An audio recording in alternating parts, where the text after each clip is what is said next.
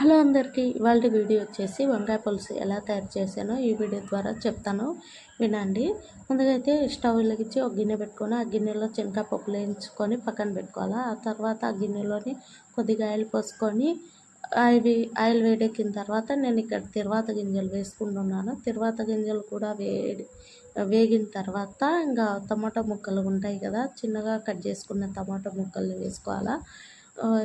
మీ దగ్గర తిరువాత గింజలుతో పాటు ఎర్రగడ్డ కరివేపాకు ఉంటే అవి కూడా వేసుకోండి. నా దగ్గర లేవు కాబట్టి వేయలేదు.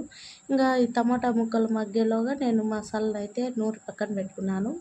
అది చెప్పాను కదా, శనగకాయ పప్పులు, కొబ్బరి, తెల్లవాయలు నూరి పక్కన పెట్టుకోవాలన్నమాట. అంటే దంచి పక్కన పెట్టుకోవాలా. పక్కన పెట్టుకున్న తర్వాత ఇంకా వంకాయ ముక్కలు కూడా నిలువుగా నేను సన్నగా కట్ చేసి నీళ్ళల్లో అయితే వేసుకున్నాను. నసరు ఎక్కకుండా ఉంటాయి. నీళ్ళల్లో నీళ్ళల్లో కొద్దిగా ఉప్పు వేసుకొని ఈ వంకాయ ముక్కల్ని పెట్టుకోండి, వేయండి. ఎందుకంటే మనం డైరెక్ట్ కోసి వేస్తే నసరెక్కుతాయి అన్నమాట.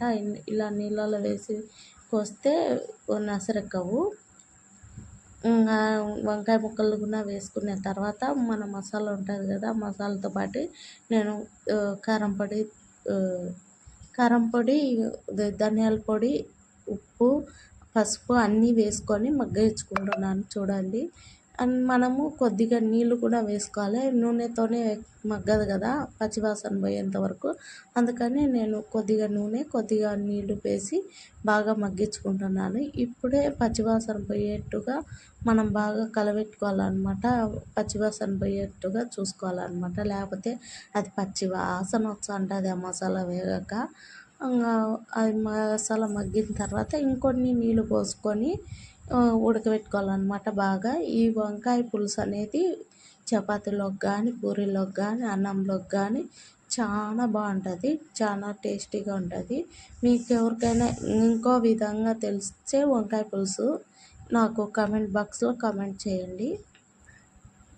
నా వీడియో మీకు నచ్చినట్టయితే లైక్ చేసి సబ్స్క్రైబ్ చేయండి. నా వంకాయ పులుసు అయితే ఎటు వచ్చింది. మసాలాలో శనగకాయ పప్పులు ఎక్కువ మెదగలేదు.